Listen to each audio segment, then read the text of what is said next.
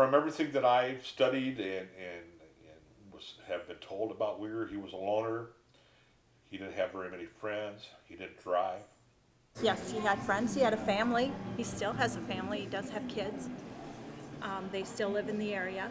Wow. It says So- he has a son and a daughter, I think. Yes, went to the yes, Illinois, Wisconsin yes. They're still in the area. I don't know them personally. I did not know Chester, but people would tell me stories how they would, We that went the there. night Kristen and of I the went behind murders, her. the night before the Yeah. murders, they were at a pool hall with Chester. Oh, wow. Yeah, so that was kind of cool. Wow, yeah, that is interesting. And they didn't think anything of it. They didn't think anything, he was any different than anybody, than you and me. What if Chester Weir didn't do this? Who did and why? Chester Weir was in the habit of robbing people in the park. He would grab handbags and purses from people. He would run past the picnic areas and stuff and take things off tables and stuff.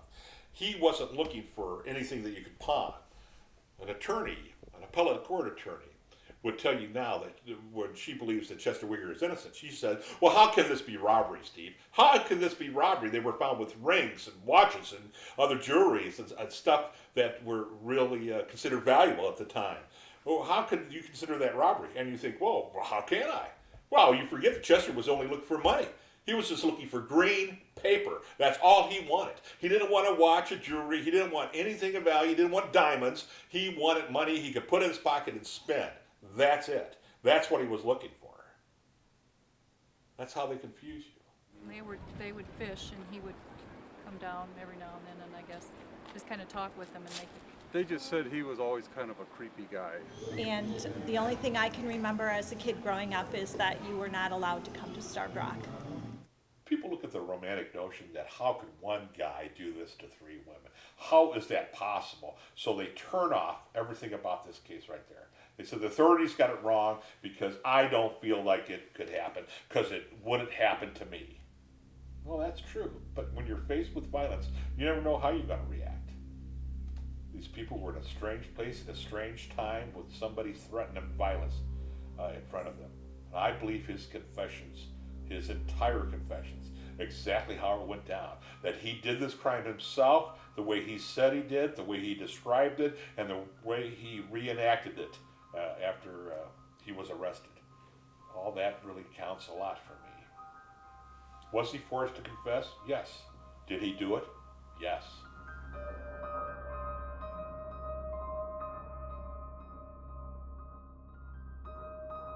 A lot of mistakes were made in this case. I'm not going to fool you. A lot of missed opportunities happened in this case, but they were overwhelmed.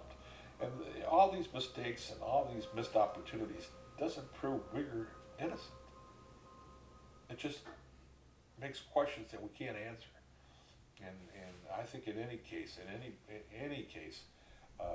where there's a lot of investigation, where there's a lot of attention given to it, you have certain questions come up that there are no answers. But that doesn't mean you can't reach a conclusion, a logical conclusion. Did Chester Weir kill these women? Yes, he did. Did he do it the way he said he did? Yes, he did. Did he have help? No, he didn't. And he never said in his confessions that he had help. He never mentioned having help with anybody else. He pointed out other people, possibilities of people who he suspected could have done this crime other him, but these people had alibis. They had witnesses that put them in different places at the time. So there's no real evidence out there that Chester Weir didn't commit this crime. How was I going to sell more books? Would I sell more books if I proved the guy innocent? If I proved that Chester Weir was an innocent man, wouldn't I sell more books? I'd be a hero. Oh, I would be a hero. I'd be on TV. They'd put me on Johnny Carson show. They'd put me I'd be a hero. You know? I had a lot of personal reasons for finding out the truth in this case. I wanted to see if there was an injustice done. I think the authorities, due to the limitations of the science at the time, did a great job in this case.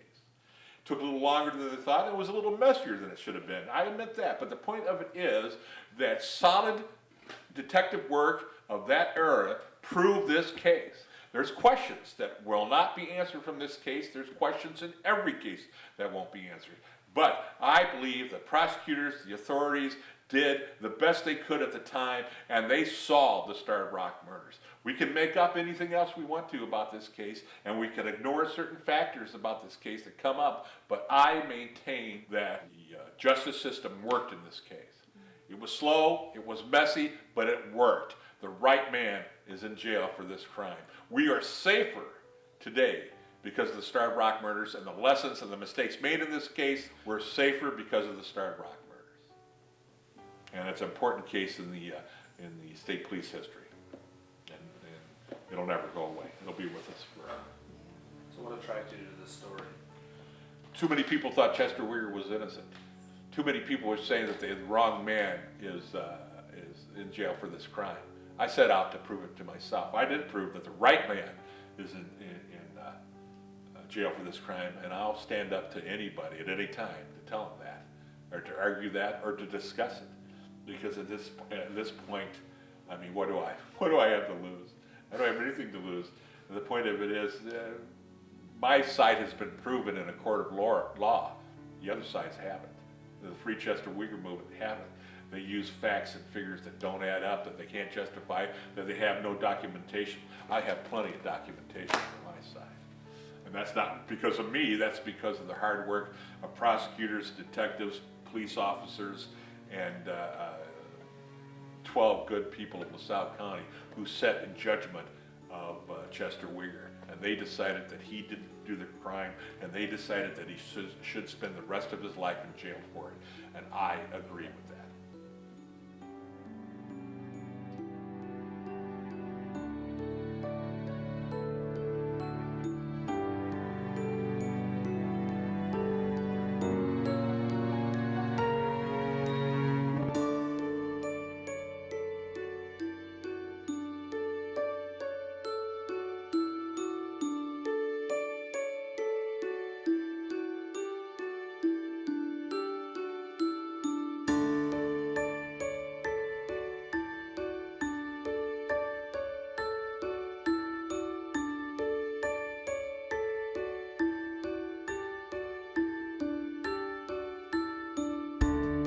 Starved Rock is a very good place where a very bad thing happened in 1960. But it's a very safe place, a wonderful place.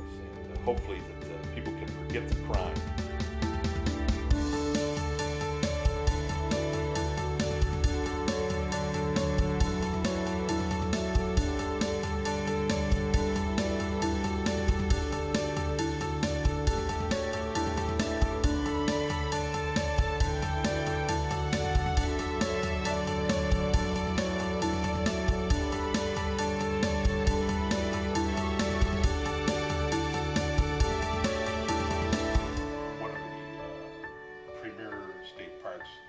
Not only in the state or the Midwest, in the nation.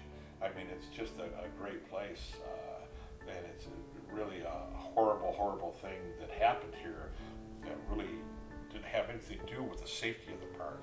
You know, it has a black eye forever because of the Starved Rock murders, and I don't think that's fair, but that's just the way it has worked out. Starved Rock is a very safe place. It's a very wonderful place. I think it's very unfair that this horrible crime had to happen in this spot. Again, it's just bad things can happen in good places, and that's what happened that day, March 14th, 1960.